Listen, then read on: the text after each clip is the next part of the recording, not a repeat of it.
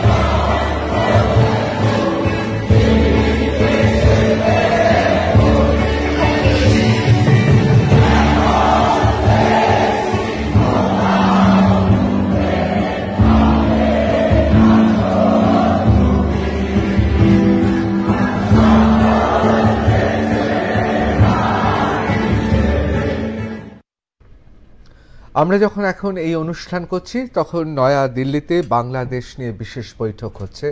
সেই বৈঠকে রয়েছেন প্রধানমন্ত্রী নরেন্দ্র মোদী, সেই বৈঠকে রয়েছেন স্বরাষ্ট্রমন্ত্রী অমিত শাহ এবং অবশ্যই প্রতিরক্ষামন্ত্রী রাজনাথ সিং।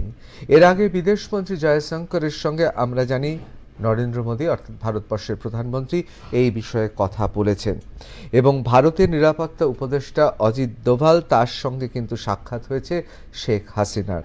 তার নিরাপত্তা আরও সুদৃঢ় করা হয়েছে। আমরা আজকে বাংলা জানতে চাইতে মূলত দুটি বিষয় নিয়ে আলোচনা করব, অত্যন্ত গুরুত্বপূর্ণ আমাদের এই বিষয় দুটো। প্রথমেই বলে রাখি, বাংলাদেশ কখনোই ভারতবর্ষের জন্য বিপজ্জনক নয়, যেমন পাকিস্তানও বিপজ্জনক নয়। তার কারণ ভারতবর্ষ নিজের ক্ষমতার নিজের বলিয়ানে চলে। কিন্তু প্রশ্ন এক, বাংলাদেশ কি এখন ভারতীয়দের কাছে বিপজ্জনক? অর্থাৎ ভারতীয়দের কাছে অত্যন্ত বিপজ্জনক বাংলাদেশ। ভাবতে অবাক লাগছে, তারাও বাংলা বলেন, কিন্তু ভারতীয়দের কাছে নাকি এখন বিপজ্জনক বাংলাদেশ। দুই, কি হতে চলেছে বাংলাদেশের ভবিষ্যৎ? আগামী দিনে তাহলে জামাতি ইসলাম দখল করে নেবে বাংলাদেশ এবং সেখানে প্রতিষ্ঠা হবে মৌলবাদদের শাসন। এই দুটো বিষয়ে আলোচনা করব, অত্যন্ত গুরুত্বপূর্ণ আমাদের কাছে এই দুটি বিষয়। তার কারণ আমাদের প্রতিবেশী দেশ বাংলাদেশ। গান শুনে সত্যি, এবং বিশেষ করে দ্বিজেন্দ্রলাল রায়ের গান শুনে বুক ভরে গেল। কিন্তু এই গানের আধারে বা গানের পেছনে অন্য একটা অন্ধকার কি হাতছানি দিচ্ছে? কি হচ্ছে এই মুহূর্তে চট্টগ্রামে? কি মনে হচ্ছে এই মুহূর্তে ঢাকার আশেপাশে কি চলছে? বিভিন্ন ধর্মস্থান থেকে শুরু করে সংখ্যালঘুরা, তারা কি বাংলাদেশে ঠক ঠক করে কাঁপছে? এ নিয়ে আলোচনা করব। আমাদের সঙ্গে রয়েছেন ভারতীয় জনতা পার্টির মুখপাত্র অধ্যাপক বিমল শঙ্কর নন্দ মহাশয়, আমাদের সঙ্গে রয়েছেন আরও এক লেখক অধ্যাপক গৌতম রায়, আমাদের সঙ্গে রয়েছে ডক্টর ফুয়াদ হালিম সিপিআইএম নেতা, এবং আমাদের সঙ্গে রয়েছেন বিমান সমাদ্দার, ইতিহাসবিদ, উদ্বাস্তুদের নিয়ে তার বিশেষ গবেষণা রয়েছে। আমি প্রথমেই সবার কাছে দ্রুত চলে যাব। আজকে যে প্রেক্ষাপট পরিবর্তন হলো, কোথাও মনে হচ্ছে ইতিহাস রচিত হলো, কোথাও কি মনে হচ্ছে যে আজকের প্রেক্ষাপট, এই যে শেখ হাসিনার পদত্যাগ দেওয়া এবং বাংলাদেশে এই যে মানুষের একটা নতুন করে স্বপ্ন দেখা, মনে হচ্ছে কি ইতিহাস রচিত হলো ইতিহাস রচনা, স্বপ্ন দেখা, এই কথাগুলো খুব পজিটিভ অর্থে ব্যবহৃত হয়। বাংলাদেশে যা ঘটছে কোনোটাই পজিটিভ অর্থে ব্যাখ্যা করা যাচ্ছে না। আমি পরিষ্কার বলি যে ইতিহাস তো বহু ক্ষেত্রে সবসময় ইতিহাসের অগ্রগতি সামনের দিকে হয়, এইটা ঠিক নাও হতে পারে। হিস্ট্রি মুভস ডায়ালেকটিক্যালি, এবং এটা মার্ক্সের কথা, এবং সেটা সামনের দিকে এগোয়, প্রোগ্রেসিভ হতে যায়। ইতিহাস সেটা বলে না। আফগানিস্তানে একটা বামপন্থী সরকারের পরে তালিবান আসে, তাই ইতিহাস, বাংলাদেশে তো একটা বামপন্থী সরকার ছিল নাজিবুল্লাহর নেতৃত্বে, তারপর তো ওখানে তালিবান এসেছিল। কোন ফরওয়ার্ড মুভমেন্ট হয়েছিল ইতিহাসে? তো বাংলাদেশে আজকে যেটা ঘটলো, এটা কি ইতিহাস বললে, I am sorry to say, ইতিহাসের অপব্যাখ্যা হবে। এটা ইতিহাসের একটা খুব দুর্ভাগ্যজনক দিক আজকে, কারণ বাংলাদেশে অনেক দিন ধরেই সেখানে যারা প্রো ইন্ডিপেন্ডেন্স এবং অ্যান্টি ইন্ডিপেন্ডেন্স গোষ্ঠীগুলোর মধ্যে একটা ফাইট, একটা লড়াই ছিল। বাংলাদেশ স্বাধীনতার যারা পক্ষে এবং বিপক্ষে, আল বদর, রাজাকার, এগুলো অনেক বেশি অত্যাচার করে, সেটা কখনো স্বাধীনতা চায়নি। এখন জানি না তাদের হাতে পুরো ক্ষমতা চলে যাবে কিনা, কিন্তু যা ঘটছে অত্যন্ত বিপজ্জনক। ফলে এটা আমাদের চিন্তার যথেষ্ট কারণ আছে। মাননীয় প্রধানমন্ত্রী ইতিমধ্যেই এটা নিয়ে মিটিং করা শুরু করেছেন। একটা পার্শ্ববর্তী দেশ হিসেবে আমি তো সে নিয়ে ভাবনা চিন্তা করতেই হবে। এবং আমি যা খবর পাচ্ছি আমার ব্যক্তিগত সূত্রে, আজকে দুপুর থেকে অন্তত 10-12 জন ব্যক্তি যাদের বাংলাদেশে চিনি, কারণ নেটটা খুলে দিয়েছে ওরা, আমি কথা বললাম, হোয়াটসঅ্যাপ কল করলাম, হিন্দুরা প্রচণ্ড ভয়ে আছে। একজনকে ফোন করেছিলাম, বলল দাদা যে কোনো সময় মার খেতে পারি, আমার ঘরবাড়ি তছনছ হয়ে যেতে পারে। গতকাল মুন্সিগঞ্জে যা ঘটেছে, হিন্দুদের দোকান বেছে বেছে ধ্বংস করে দিয়ে চলে গেছে। অর্থাৎ চাইছে হিন্দুদের অর্থনৈতিক মেরুদণ্ডটাকে ভেঙে দিতে। বাংলাদেশে আমি শেষ করি, ঠিক 2021 সালে খালেদা জিয়া আসার পর ঠিক এই ঘটনা ঘটেছিল। হিন্দুদের কোমরটা ভেঙে দিয়েছিল, হাজার হাজার হিন্দু ভারতে পালিয়ে এসেছিল। একই রাস্তায় না চলে যায়, আতঙ্কের বিষয়। অবশ্যই আমি একবার গৌতম দার কাছে চলে যাব। গৌতম রায়, লেখক, বাংলাদেশের প্রচুর মানুষের সঙ্গে আপনার অবিরত যোগাযোগ আছে, বাংলাদেশ আপনার খুব কাছের জায়গা। কি মনে হলো আজ ইতিহাস রচনা হলো, পালা বদল ঘটলো? দেখুন, বিমলদার সঙ্গে রাজনীতির ভাবনায় আমার ফারাক থাকলেও বিমলদার কথার সঙ্গে আমি 100% একমত এই জায়গাতে। ইতিহাস নয়, ইতিহাসটা রিভার্স গিয়ারে যাচ্ছে, যেন আবার একটা পাকিস্তানের ছায়া উপনিবেশ হয়ে উঠছে কিনা বাংলাদেশ। এই ভাবনায় আমরা যারা মুক্ত বুদ্ধির চিন্তা করি, বাংলা ভাষায় কথা বলি এবং বাংলাদেশকে ভালোবাসি, বাঙালিকে ভালোবাসি, হিন্দু মুসলমান নির্বিশেষে বাঙালিকে ভালোবাসি, আমাদের কাছে এটা ভয়ঙ্কর আতঙ্কের বিষয়। বিমলদা এখানে হিন্দু শব্দেরটি বললেন, আমি এটি সংখ্যালঘুর কথা বলবো। এই অবস্থায় ওখানকার যে কোনো সংখ্যালঘু, শুধুমাত্র হিন্দু নন, বৌদ্ধ, খ্রিস্টান, তাদের ঐক্য পরিষদ আলাদা করে আছে, আপনি জানেন, প্রত্যেকে অত্যন্ত আতঙ্কের মধ্যে আছে। এবং আমি এই আশঙ্কা করছি আজ রাতে 71-এর 25শে মার্চের কোনো পুনরাবৃত্তি ঘটবে কিনা, এই আশঙ্কাও আমার মনের মধ্যে আছে। কারণ এটা আন্দোলনের নামে একটা অরাজকতা হয়েছে। অবশ্যই অবশ্যই আমি একবার চলে যাব ডক্টর ফুয়াদ হালিমের কাছে। কি মনে হচ্ছে ফুয়াদ, একটা পালা বদল ঘটলো? দুটো তিনটে বিষয় আছে। একটা হলো যে বাংলাদেশ পাকিস্তান থেকে যখন আলাদা হয়, তখন তাদের মধ্যে সেই টু নেশন থিওরি, যেটা ভারত পাকিস্তান ভাগ করেছিল, তাদের মধ্যে টু ইকোনমিক থিওরির বিষয়টা ছিল, দুটো অর্থনীতি। সেটাকে মাথায় রেখে তার সূত্র ধরেই আজকে বাংলাদেশে সাধারণ মানুষের মধ্যে একটা সাংঘাতিক অর্থনৈতিক সংকট আছে। তার বহিঃপ্রকাশ ছাত্র আন্দোলনের মধ্যে আমরা পেয়েছি কিছুদিন আগে যেটা ঘটলো। পরবর্তীকালে যে ঘটনাটা বিগত 7-10 দিন ধরে ঘটছে, তার বিষয়টা ছাত্রদের মধ্যে থাকলেও কিন্তু অন্যান্য শক্তিগুলো তার মধ্যে কিন্তু প্রবেশ করেছে, এবং এই শক্তিগুলোর হচ্ছে নানান চেহারা আছে। এই চেহারার মধ্যে যে বিপজ্জনক দিকগুলো আছে, এবং আমি একটু আশাবাদী এই কারণে, কেন শেখ হাসিনা যখন ছেড়ে যান তখন ওখানকার সেনা যে বয়ানটা দিয়েছে এবং বিকেলবেলা যে ইন্টারিম গভর্নমেন্ট ফর্ম হয়েছে, সেটা কিছুটা কিন্তু বাংলাদেশের যেই ঐতিহ্য, ইতিহাস, সেগুলো সাজুজ্য রেখে একটা বহিঃপ্রকাশ, সেটা কিন্তু ধরে রাখতে হবে। বাংলাদেশের মানুষ যা আন্তর্জাতিক স্তরে আন্দোলন, তার হচ্ছে বৈশিষ্ট্য, নিবিড়ভাবে হচ্ছে সমাজ বিজ্ঞানটাকে সামনে রেখে যে দ্বন্দ্বগুলো আছে, সেই দ্বন্দ্বর মধ্যে হচ্ছে প্রগতিশীল অংশটাকে সাহায্য করা, আমি বিমলদার সঙ্গে সরাসরি দ্বিমত পোষণ করছি যে আফগানিস্তানে হচ্ছে আন্তর্জাতিক পুঁজি হচ্ছে সোভিয়েত শক্তিকে পরাস্ত করার জন্যে তালিবানকে মদতপুষ্টভাবে হচ্ছে দাঁড় করিয়েছিল। সমাজের স্বাভাবিক গতিতে তালিবান আসেনি আফগানিস্তানে।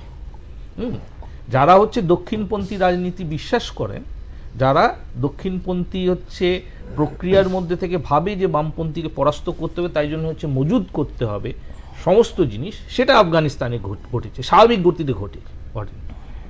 আমরা এই আশঙ্কাটা উড়িয়ে দিতে পারি না যে এই যে ঘটনাটা ঘটেছে বাংলাদেশে, এখন যা পরিস্থিতি আছে, পৃথিবীর হচ্ছে দক্ষিণপন্থী শক্তিগুলো প্রবেশ করে ওখানকার যে দক্ষিণপন্থী ভাবনা চিন্তা আছে তাদেরকে মদত দিয়ে আবার এরকম একটা পরিস্থিতি তৈরি করতে পারে কি পারে না, সেই জায়গাগুলো আশঙ্কাগুলো রয়েছে। অবশ্যই আমরা এতে আসছি।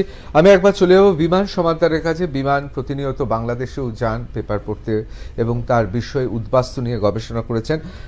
ডক্টর বিমান সমাদ্দার, কি মনে হচ্ছে আজকে কি পালাবদল ঘটলো? খুব অদ্ভুত একটা সময়, একটা ছাত্র আন্দোলন, সেটা ভবিষ্যৎ সুরক্ষার দাবিতে কোটা কমানোর দাবি, আপাত দৃষ্টিতে খুব নির্বিষ দাবি, সেই ছাত্র আন্দোলনকে একাধিপত্যের জায়গা থেকে যখন কোনো শাসক সম্পূর্ণ অগ্রাহ্য করেন এবং নিজের ব্যক্তিগত অহংবোধ থেকে, আমি কোট করছি এই শব্দটা, আজকে দুপুরেই ঢাকা বিশ্ববিদ্যালয়ের দুজন অধ্যাপক, আমার বন্ধু মানুষ, তাদের সাথে কথা বলছিলাম, তারা আওয়ামী লীগপন্থী। তারা নিজেরাই নির্দ্বিধায় দুজনেই স্বীকার করলো, তাদের মধ্যে একজনের বাড়ি অলরেডি আক্রান্ত, যে ছাত্রদের এইভাবে প্রকাশ্য রাস্তায় গুলি করে মারার কোনো প্রয়োজন ছিল না। যে দাবিতে আন্দোলন, সেই দাবিটাকে গুরুত্ব না দেওয়াটা ছিল ওনার অহংবোধ থেকে। এখন বিষয় হচ্ছে, আমরা যে বিষয় নিয়ে চিন্তিত যে জামাতিরা শক্তিশালী হয়ে উঠতে পারে, সাম্প্রদায়িক শক্তি, আমার প্রতিবেশী দেশ, আমার দেশেও ডিস্টার্ব হতে পারে, সংখ্যালঘুদের বিপদ হতে পারে, এবং সেটা কি সেখানকার শাসক বোঝেননি? উনি তো একাধিপত্যের রাস্তাতেই চলতেন। আমি যতবার ঢাকায় গেছি, সমস্ত সরকারি দপ্তরে মুজিবের ছবি এবং ওনার ছবি লাগানো, প্রত্যেক হেডের মাথার উপরে বাধ্যতামূলক। এটাও আধিপত্যের চিহ্ন। এখন এই আধিপত্যের চিহ্ন থেকে মানুষের একটা দাবি, যাকে প্রথম চোটেই আলোচনায় মিটিয়ে নেওয়া যেত, সেটাকে ইগনোর করতে গিয়ে উনি ওনার বিরোধী শক্তিগুলোকে অ্যাক্টিভ করে ফেললেন, এবং তাদের মধ্যে যারা সাম্প্রদায়িক চিন্তাভাবনা করেন তারা অ্যাক্টিভ হলো, এবং আলটিমেটলি সেনা নিয়ন্ত্রণ নিল। এবং এই সেনার নিয়ন্ত্রণে আমরা এর আগেও বাংলাদেশে দেখেছি, জিয়া ছিলেন, তারপরে এরশাদ এসছেন, হত্যা দেখেছি, আজকে উনি পালাতে বাধ্য হলেন। এটা কাম্য ছিল না, এটা প্রয়োজনীয় ছিল না। এখন ডেভিড টমসনের কথায় forces of change and forces of কন্টিনিউটির লড়াই সবসময় চলতে থাকে, এখনও চলছে। এখন এই চেঞ্জ কোথায় নিয়ে যায়, আবার উদ্বাস্তু আগমন বাড়তে শুরু করে কিনা, এটা বড্ড আগ্রহ সহকারে দেখার। অবশ্যই এই ক্ষেত্রে বলে রাখি, শুভেন্দু অধিকারী তিনি পরিষ্কার জানিয়েছেন যে উদ্বাস্তু এলে, আমরা আগে জানি মাননীয় মুখ্যমন্ত্রী মমতা বন্দ্যোপাধ্যায় 21শে জুলাইয়ের মঞ্চেও অত্যন্ত তাৎপর্যপূর্ণ মন্তব্য করেছিলেন। আজকে বিরোধী দলনেতা শুভেন্দু অধিকারী তিনিও একটি অত্যন্ত গুরুত্বপূর্ণ মন্তব্য করেছে, একবার শুনে নেব। পশ্চিমবঙ্গের মুখ্যমন্ত্রী রাজ্যপালকে বলবো অবিলম্বে ভারত সরকারের সঙ্গে কথা বলুন, কারণ সিএতে পরিষ্কার আছে ধর্মীয় উৎপীড়নের কারণে যদি কাউকে মার খেয়ে আসতে হয় আমাদের দেশ নেবে। আমি আপনাকে বলছি, এই পরিস্থিতি যদি 3 দিনের মধ্যে কন্ট্রোল না হয়, জামাতের হাতে, মৌলবাদীদের হাতে বাংলাদেশ যাচ্ছে। 1 কোটির বেশি হিন্দু শরণার্থীকে নেওয়ার জন্য সবাই মানসিক প্রস্তুতি নেন। আমি তো প্রস্তুতি নিয়ে নিয়েছি। কেন্দ্রকে জানাচ্ছেন না, এটা এক্সটার্নাল অ্যাফেয়ার্স ম্যাটার, এটা রাজ্য সরকারকে, রাজ্যপালকে জানাতে হবে। অনেকে বলছেন নতুন করে উদ্বাস্তুরা আসবেন পশ্চিমবঙ্গে, এবং এই কথা অস্বীকার করার কোনো জায়গা নেই। জামাত সেখানে শক্তিশালী হচ্ছে এবং আগামী ভবিষ্যতে বাংলাদেশ জামাতের পথে হাঁটবেন, এরকমটাই অনেকে মনে করছেন, এবং সেক্ষেত্রে অনেকগুলো প্রশ্ন উঠে আসে। তবে যে প্রশ্ন নিয়ে এখন আলোচনা করব অত্যন্ত গুরুত্বপূর্ণ। আমাদের যারা বক্তা রয়েছেন তারা খুব সুচিন্তিত এবং সুপণ্ডিত, তারা যে মন্তব্য করেছেন তাতেই তারা এখনই উল্লসিত নয়। দিন বদলের, পালা বদলে বা ইতিহাস বদল নয়, কিন্তু একটা জায়গায় বাংলাদেশ কোথাও যেন পথ দেখাচ্ছে। শ্রীলঙ্কা আগে পথ দেখিয়েছিল, যেখানে রাজনৈতিক দলগুলো, মূলত ভারতবর্ষের যে রাজনৈতিক দলগুলো আছে, আমাদের এশিয়ার যে রাজনৈতিক দলগুলো আছে তাকে ক্ষমতাচ্যুত করার ক্ষেত্রে কোথাও যেন বাংলাদেশ পথ দেখিয়েছে। কি করে একটা পার্টি দিনের পর দিন একাধিপত্য স্থাপন করার পর কি করে তার বিরুদ্ধে লড়তে হয় সেটা কিন্তু পথ দেখিয়েছে। পশ্চিমবঙ্গ বা ভারতবর্ষে এইরকম ভাবে কি বিরোধিতা করে আমরাও শাসন ক্ষমতা থেকে সরাতে পারবো? কি বলেন বিমল শঙ্কর নন্দ? না, প্রথমে বলি আপনাকে যে আপনি দয়া করে শ্রীলঙ্কার সঙ্গে বাংলাদেশকে গোলাবেন না। আমি গোলাইনি, আমি শুধু করবেন না, দুটো পরিস্থিতি একদম আলাদা।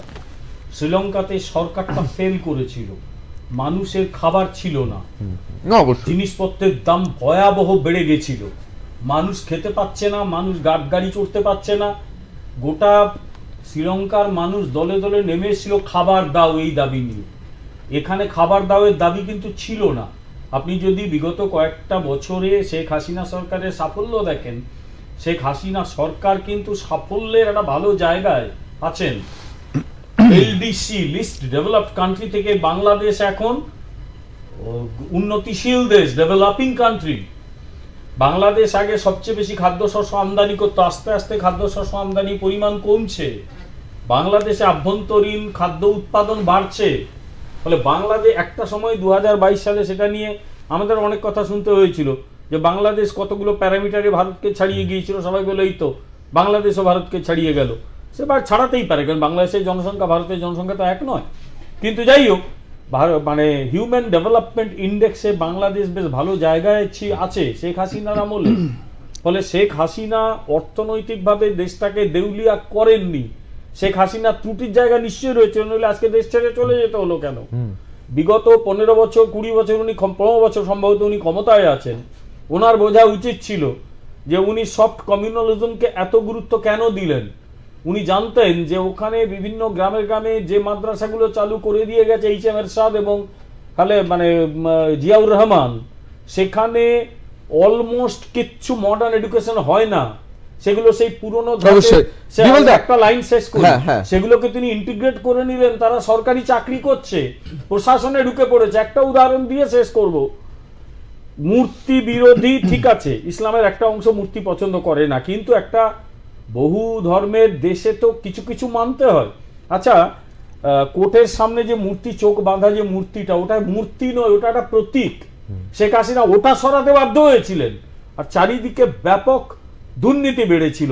ফলে শেখ হাসিনার রাষ্ট্র পরিচালনার ভুল ত্রুটি তো ছিলই, তার মূল্য তাকে দিতে হয়েছে। কিন্তু আতঙ্কের দিক যেটা, সেটা হচ্ছে ফান্ডামেন্টালিজম ডেভেলপমেন্ট মানে না। অবশ্যই ওরা জানে যে বাংলাদেশে যদি আজকে জামাতরা আসে, আবার ওরা অ্যান্টি ইন্ডিয়া স্ট্যান্ড নেবে, আবার নর্থ ইস্টে ওই সমস্ত উগ্রপন্থীদের ওখানে মদত দেবে। ভারতের অত ভয় পাওয়ার কিছু আছে? ভয় পাওয়ার কিছু নয়, আমি বলছি।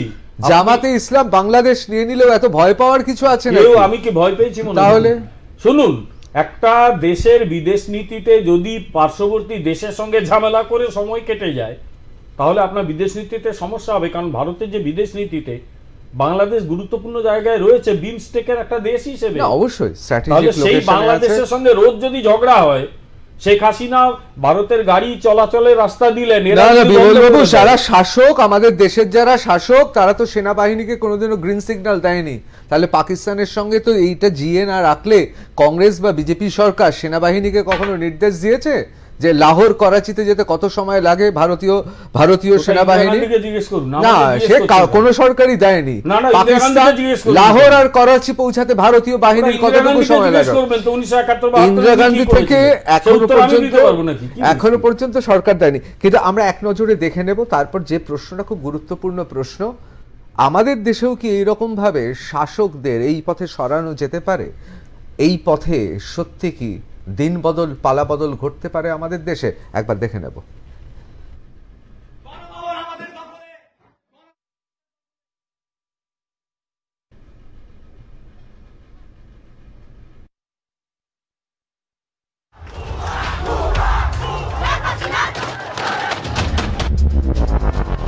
কোটা সংস্করণ ছাত্র আন্দোলনের জেরে শুধু প্রধানমন্ত্রীর পদ থেকে ইস্তফা দেওয়াই নয়, অবশেষে দেশ ছাড়তে হলো শেখ হাসিনাকে। বোন রেহানাকে নিয়ে সোমবার দুপুরে ঢাকার বাসভবন গণভবন ছাড়েন তিনি। বাংলাদেশে সেনার অধীনে গড়া হবে অন্তর্বর্তী তদারকি সরকার। সূত্রে খবর, বাংলাদেশ সেনাবাহিনীর তরফে শেখ হাসিনাকে ইস্তফা দেওয়ার জন্য ৪৫ মিনিট সময় বেঁধে দেওয়া হয়। প্রধানমন্ত্রীর পদ থেকে পদত্যাগ করে দেশ ছাড়ার আগে জাতির উদ্দেশ্যে একটি ভাষণ রেকর্ড করতে চেয়েছিলেন শেখ হাসিনা, কিন্তু সেই সুযোগ পাননি তিনি।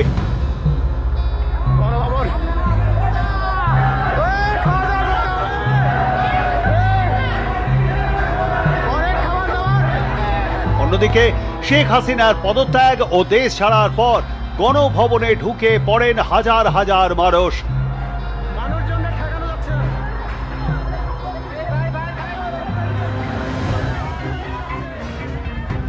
আন্দোলনকারীরা গণভবনের দখল নিয়ে উল্লাসের পাশাপাশি সেখানকার নানান জিনিস ভাগাভাগি করে নেন। কেউ বা পুকুরের মাছ নিয়ে যাচ্ছেন, কারো হাতে হাঁস মুরগি, তো আবার কারো হাতে শেখ হাসিনার বিভিন্ন ব্যবহার্য জিনিসপত্র।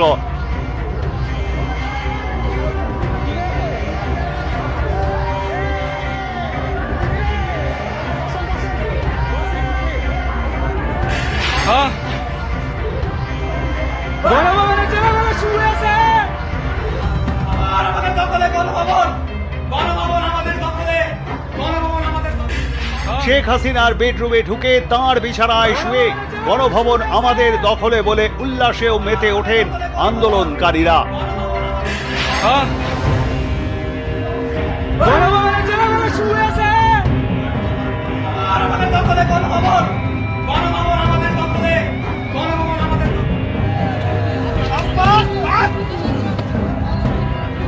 হাতুড়ির ঘা দিয়ে ভেঙে ফেলার চেষ্টা করে বঙ্গবন্ধু মুজিবুর রহমানের মূর্তি।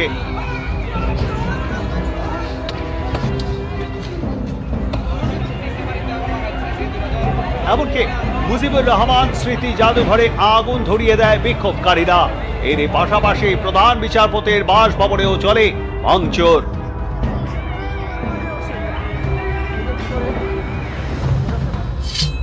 বাংলাদেশের ইতিহাসে অভিশপ্ত আগস্ট, বৈষম্য বিরোধী ছাত্র আন্দোলন, হাসিনা সরকারের পদত্যাগ। 1971 সালে বাংলাদেশ প্রতিষ্ঠার পর 3টি বড় মাপের সেনা অভ্যুত্থানের সাক্ষী বাংলাদেশ।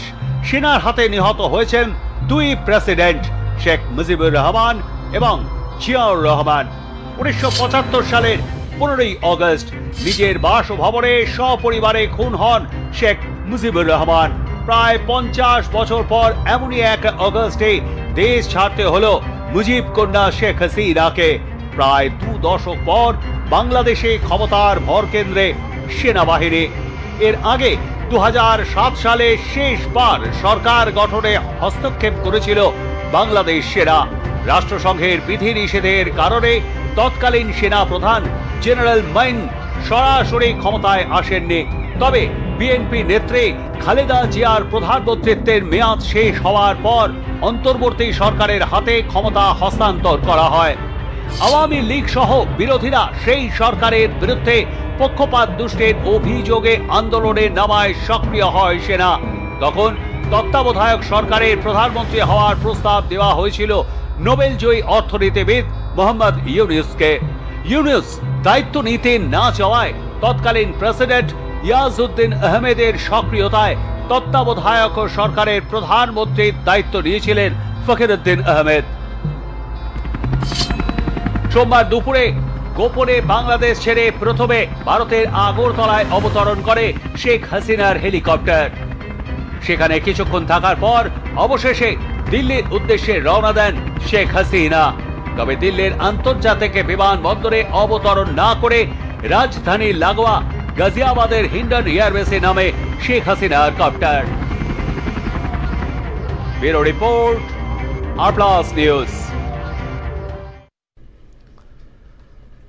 আমরা এবার সরাসরি আলোচনায় চলে যাব।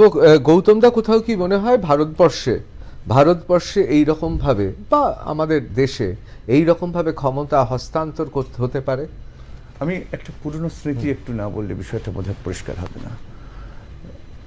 মুক্তিযুদ্ধের রজত জয়ন্তী, বিজয় দিবসের রজত জয়ন্তী 16ই ডিসেম্বর 1996 সাল। নেত্রী তখন প্রথম ক্ষমতায় এসেছেন। আমরা রাষ্ট্রীয় অতিথি হিসেবে আছি। সোহরাওয়ার্দী ময়দান অর্থাৎ রেসকোর্সের মাঠে সভা হচ্ছে। অন্নদা শঙ্কর আছেন, আমি আছি, সুনীল গঙ্গোপাধ্যায় আছেন, শান্তিময় রায় আছেন, দেবদুলাল বন্দ্যোপাধ্যায় আছেন, PN দার আছেন, সাইমন ড্রিং যিনি সেই সময় ওই ইন্টারকন্টিনেন্টাল থেকে ছবি তুলেছিলেন লিবারেশন ওয়ারের সময়, তারা আছেন। তো আমার পাশেই ঠিক এই ফুয়াদ যেরম বসে আছেন, একজন বসে আছেন, নেত্রী বক্তৃতা করছেন। বুঝতে পারছি যে তিনি আওয়ামী লীগের কোনো নেতা, মুজিব কোট্টর পড়ে তিনি আমাকে বলে যাচ্ছেন যে দেখছেন নেত্রী একবারও জেল শহীদদের কথা উল্লেখ করছেন না, অর্থাৎ তাজউদ্দিন ইত্যাদিদের কথা। তো আমি বিদেশি অতিথি, আমার বলা উচিত না, নেমে জানতে পারলাম ওই ভদ্রলোকের নাম হচ্ছে আফসার উদ্দিন আহমেদ খান। তিনি তাজউদ্দিনের কাজিন, তিনি সেই সময়ের সরকারের PWD মিনিস্টার।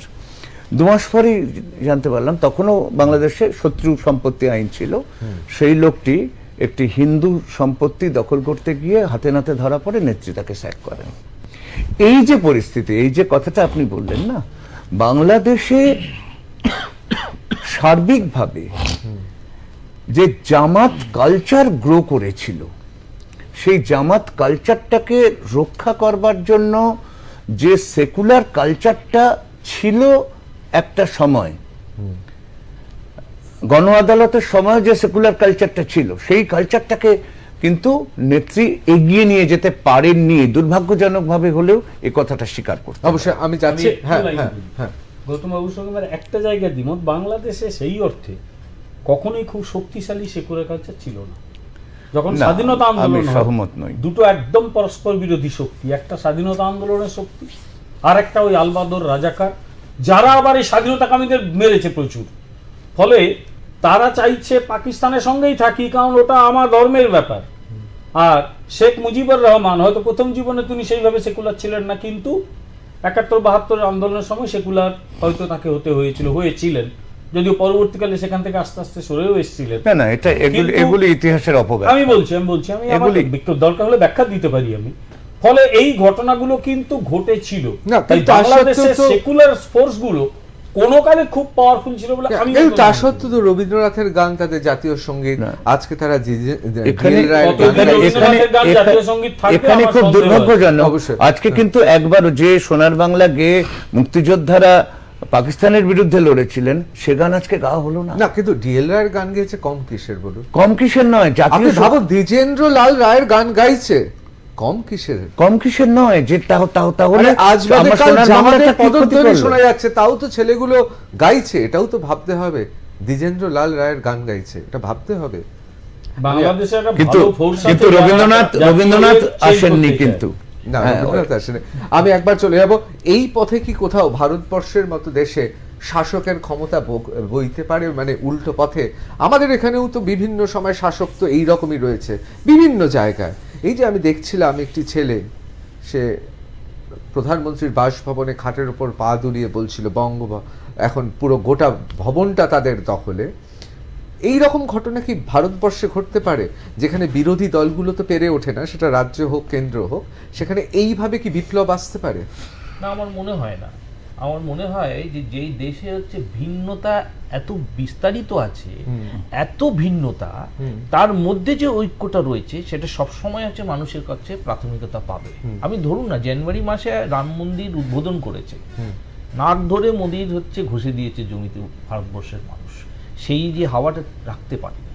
ফলে আমাদের ভিন্নতাটা এত আছে, এই ভিন্নতার মধ্যে কিন্তু সব থেকে গুরুত্বপূর্ণ পরিচয় যে ভারতবর্ষের মানুষ দেয়, তারা হচ্ছে একেবারে ঠান্ডা মাথায় হচ্ছে ভোট প্রক্রিয়ার মধ্যে অংশ। কিন্তু সাদ্দাম হোসেন থেকে শুরু করে যে দেশগুলো ছোট আছে, তাদের এমনি হচ্ছে তাদের ইউনিফর্মিটির অনেক বিষয়গুলো থাকে, সেখানে দাঁড়িয়ে কিন্তু এই ঘটনাগুলো ঘটার সম্ভাবনা বেশি আছে।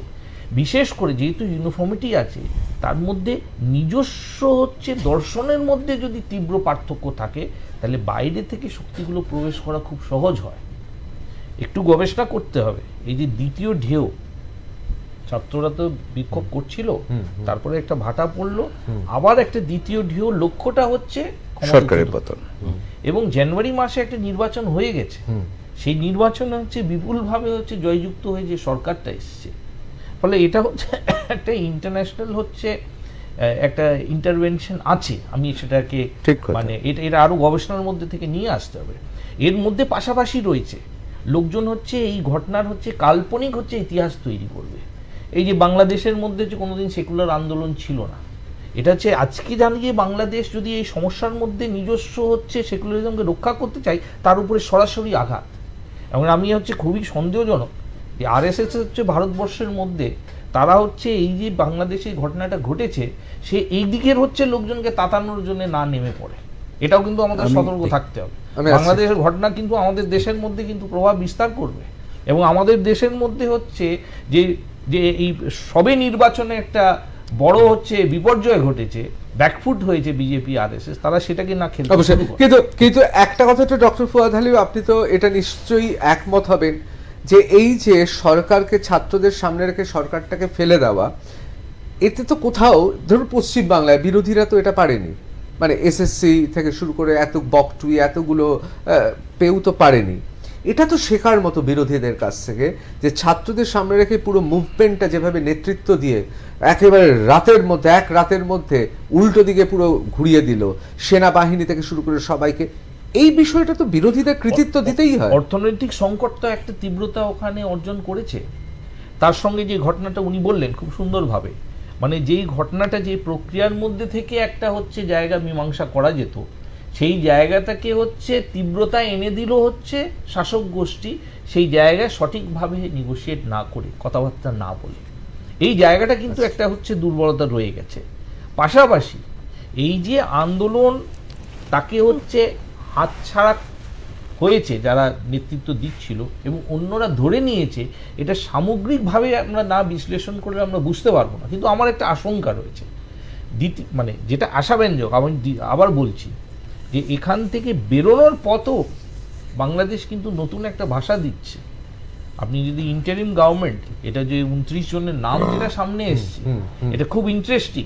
মানে এটা হচ্ছে বোধহয় ইতিহাসে এরকম নজির আমরা পাবো না।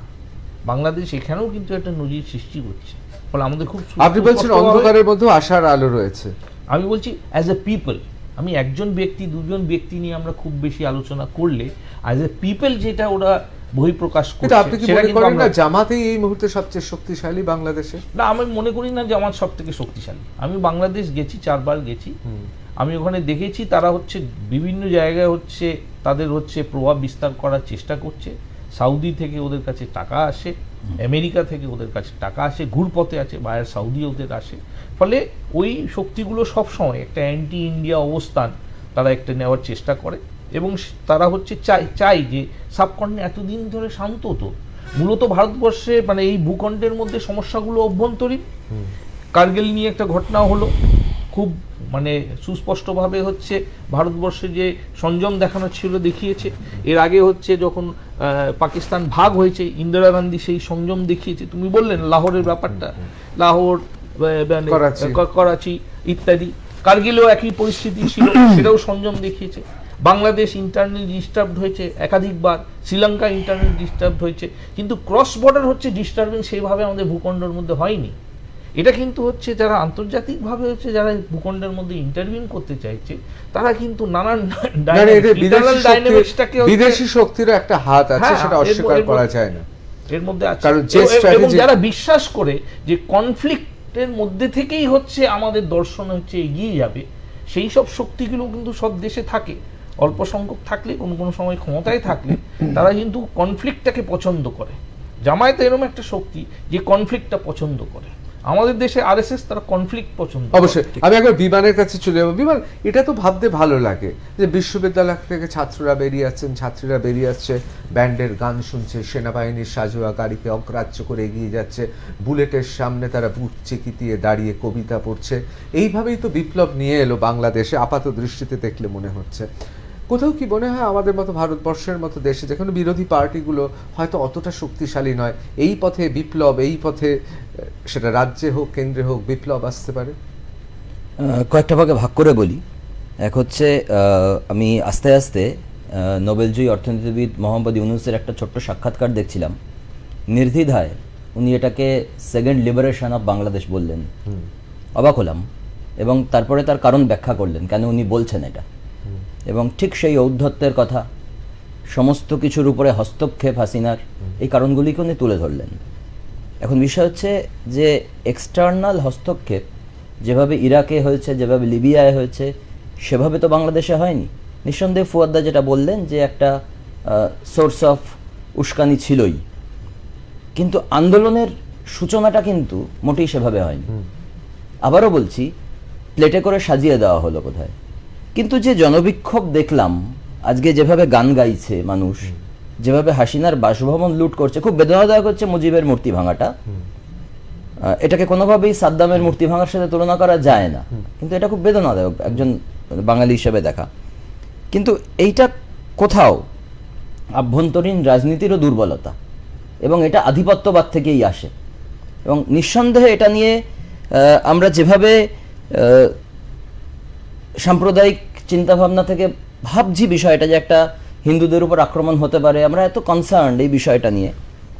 আমরা তো প্রতিবেশী দেশ, আমরা কি আমাদের সংখ্যালঘুদের সাথে ন্যায্য ব্যবহার করছি বিগত কয়েক বছরে? এই আন্দোলনের মধ্যে বারবার ভারত বিদ্বেষের যে সুর উঠে এসছে, মোদী নিপাজ্জাকের মতো আমি প্ল্যাকার্ডও দেখেছি। আমরাও কি তাদের প্লেটে করে সংখ্যালঘু বিদ্বেষ সাজিয়ে দিচ্ছি না? এটা নিয়ে আমাদেরও সচেতন হওয়ার প্রয়োজন আছে। এবং আধিপত্যবাদের পরিণতি কি হতে পারে? পৃথিবী জোড়া আধিপত্যবাদের অংশীদার তো আমরাও হয়ে গেছি, রাজ্যে বলুন কি কেন্দ্রেই বলুন।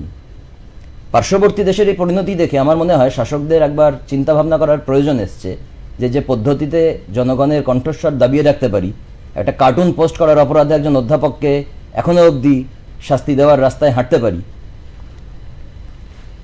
সাধারণ একটা মানুষ মন খুলে কথা বলার যে জায়গা ছিল, আমরা তো সকালবেলায় নিউজ পেপারে কুট্টির কার্টুন দেখে বড় হয়েছি, যেখানে সর্বোচ্চ শাসককেও সে কার্টুনের খোঁচায় মানে হাস্যকর করতে পারে। এই গণতন্ত্রকে বদলে দিয়ে আজকে যেখানে আমরা ঢুকিয়ে দিচ্ছি, এই পার্শ্ববর্তী দেশে যেভাবে আজকে হাসিনার ঘরের দখল নিচ্ছে মানুষ, আমার ধারণা একবার রিথিঙ্ক করার প্রয়োজন শাসকেরও আছে। অবশ্যই খুব গুরুত্বপূর্ণ। এবার একেবারে আমি আমার শেষ অংশে চলে আসছি। কি মনে হচ্ছে জামাতে ইসলামী এরপর বাংলাদেশে তারাই কর্তৃত্ব ফলাবে, তারাই আসবে ক্ষমতায় এবং বাংলাদেশ জামাতের হবে? এটা অবস্থাটা খুব ভোলাটাই। তার কারণ ওটা নির্ভর করবে বাংলাদেশ আর্মি কি চাইছে। এমনিতে এখনো পর্যন্ত সিচুয়েশনটাকে কন্ট্রোল করার ক্ষেত্রে বাংলাদেশ আর্মি খুব চেষ্টা করে যাচ্ছে। বাংলাদেশ আর্মি না চাইলে শেখ হাসিনা ঘরতে মানে বাংলাদেশ থেকে বেরোতেই পারতেন না, তাকে বের করা হয়েছে। দ্বিতীয় কথা হচ্ছে যে ইন্টারিম একটা গভর্নমেন্ট রাখা হয়েছে, যে অনেকের নাম আমি দেখলাম, তাদের ক্রিডেন্সিয়ালগুলো দেখলাম, যাদের নামগুলো এসেছে, তারা যে একেবারে খুব জামাতপন্থী তা নয়। যদিও এই জামাত বা এরা মানতে চাইছে না, তারা বলছে আমাদের দেওয়া লোককে মানতে হবে। ফলে কি হবে এই মুহূর্তে বলা মুশকিল, কিন্তু বাংলাদেশ আর্মি যদি চায়, কড়া হাতে ব্যবস্থা যদি নেয়, তাহলে কিন্তু পরিস্থিতি ঠিক থাকবে। আর বাংলাদেশ আর্মি ফেল করলে গোটা বাংলাদেশ কিন্তু একটা রেন অফ টেররে চলে যেতে পারে, একদম মানে ভয়ঙ্কর অবস্থা। তার সঙ্গে আর একটা বিষয় দিয়ে আমি শেষ করি।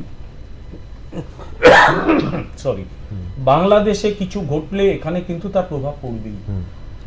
একটা সময় শ্রীলঙ্কাতে তামিলদের উপর অত্যাচার হতো, তামিলনাড়ুতে তার প্রভাব পড়তো, ভারতকে বারবার শ্রীলঙ্কায় হস্তক্ষেপ করতে হয়েছিল। আপনি জানেন যে রাজীব গান্ধীকে আইপিকে পাঠানো হয়েছিল, ভুল ডিসিশন ছিল, ওটা কিন্তু পাঠাতে হয়েছিল। আজকে বাংলাদেশে যদি সেখানে সংখ্যালঘুদের উপর আক্রমণ হয়, তার প্রভাব এবার কিন্তু আসাম, পশ্চিমবাংলা, ত্রিপুরা পড়বেই। ফলে এবার বাংলাদেশকেও ভাবতে হবে, সেনাবাহিনীকেও ভাবতে হবে, মানুষের জীবন এবং সম্পত্তি যাতে নিরাপদ থাকে, তা নইলে তার একটা সাংঘাতিক রিয়াকশন হতে পারে। অবশ্যই বাংলাদেশ থেকে যদি আসে সেক্ষেত্রে আশ্রয় পাবে কি মনে হচ্ছে? ভারতের একটা নিজস্ব নীতি আছে, উদ্বাস্তু সম্পর্কিত যে আন্তর্জাতিক রয়েছে, ভারত তার চুক্তি স্বাক্ষরকারী নয়, কিন্তু তারপরেও 46-47 সালে 60-70 লক্ষ লোক, 71-72 সালে প্রায় একই পরিমাণ লোক, তার আগে 64 সালে 1.5 লাখ লোক, তারপরে কনস্ট্যান্টলি প্রচুর মানুষ এসেছে।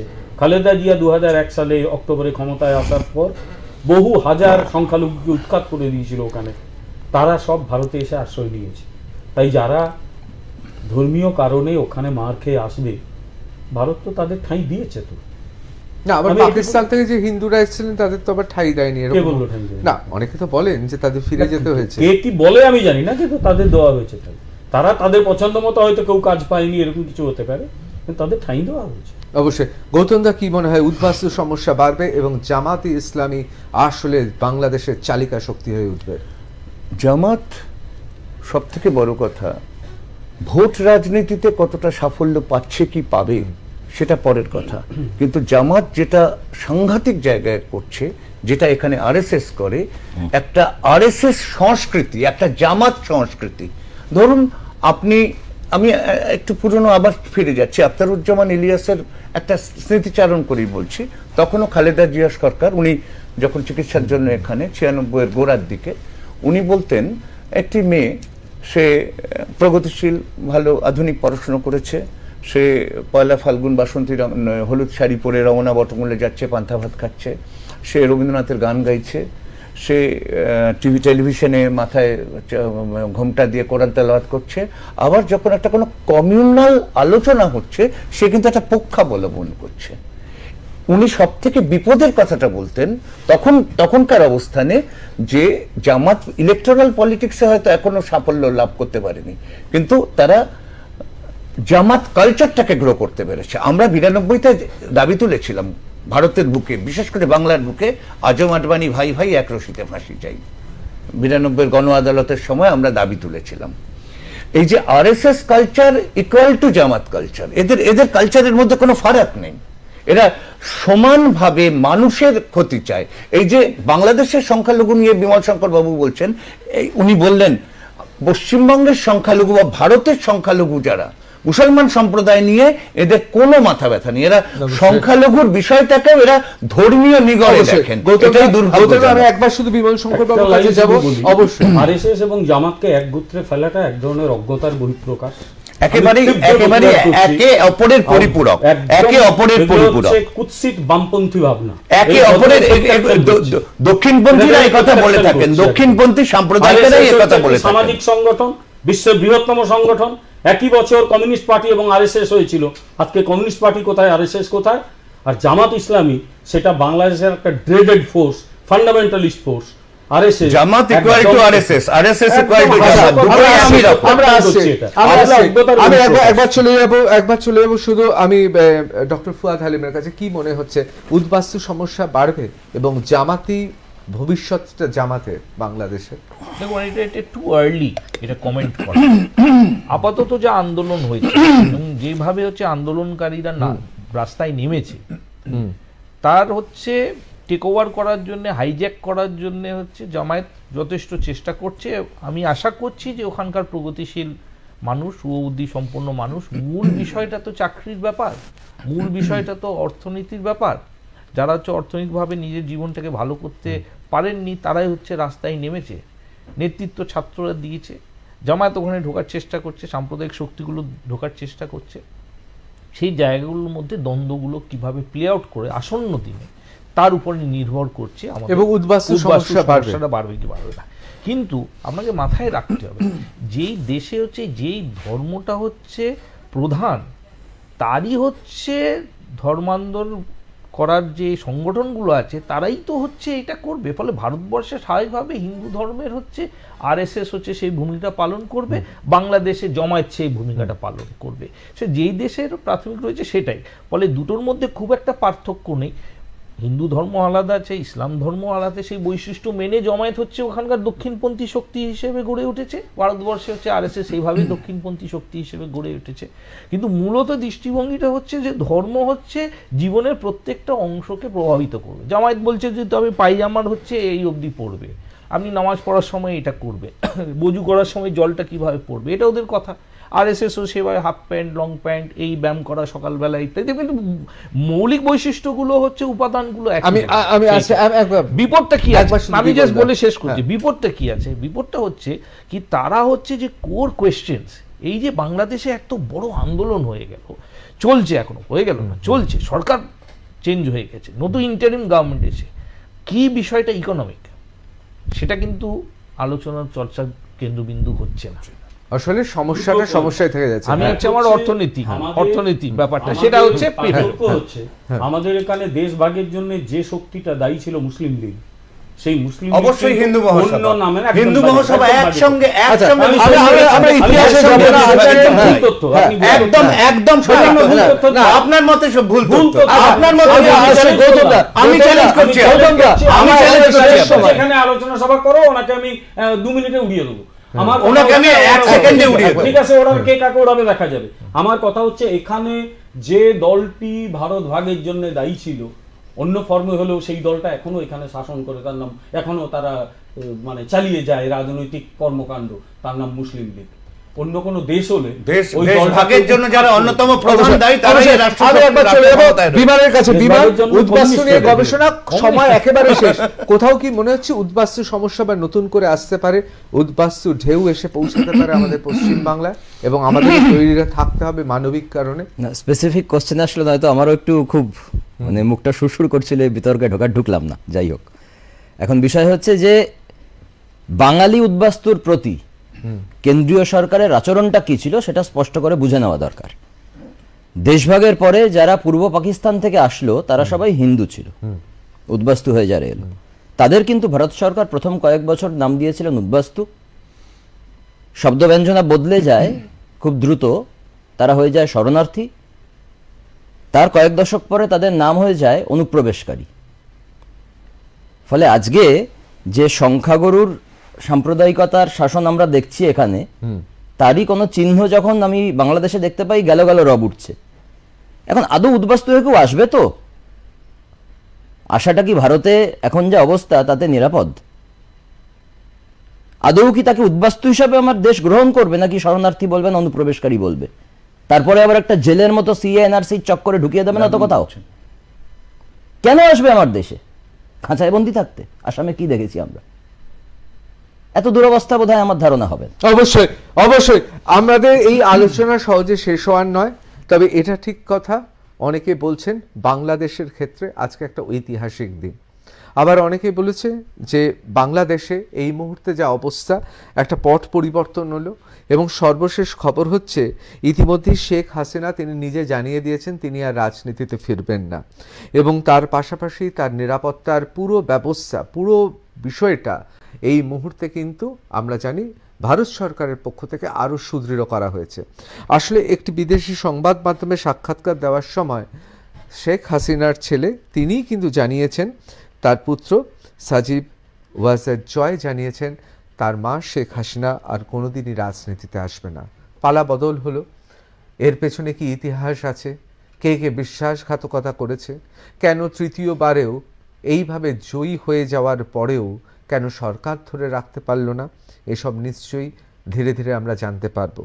এবং বাংলাদেশে একটা নব উত্থিত শক্তি এসছে, অনেকেই মনে করে জামাতে ইসলাম বা এই ধরনের সংগঠনগুলো সেখানে আরও বেশি ক্ষমতাশালী হয়ে উঠবে। কিন্তু আশার কথা কি জানেন? সব কিছু হয়ে যাওয়ার পরেও গান কিন্তু গাইল তারা ডিএল রায়ের। আসলে এই গান, এই সংস্কৃতি, এই ভাষা, এটাই তো আমাদের পরিচয়। আসলে বাংলাদেশ তো শুধু আমাদের পার্শ্ববর্তী রাষ্ট্র নয়, আমরা এক ভাষাতে কথা বলি, সুতরাং হৃদয়ের একটা টান আছে।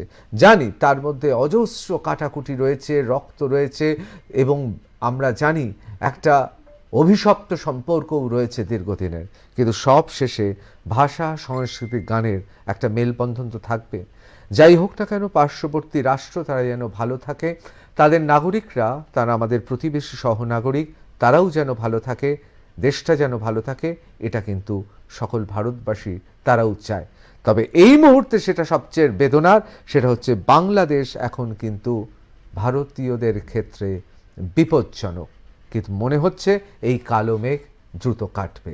তার কারণ আমরা যে দেশটায় থাকি তার নাম ভারতবর্ষ, এবং যে দেশে এই ধরনের ঘটনা, সেই দেশের মানুষও আমাদেরই কোথাও যেন একই সভ্যতার অঙ্গনে, একই উপমহাদেশের এক অবিচ্ছেদ্য প্রতিবেশী।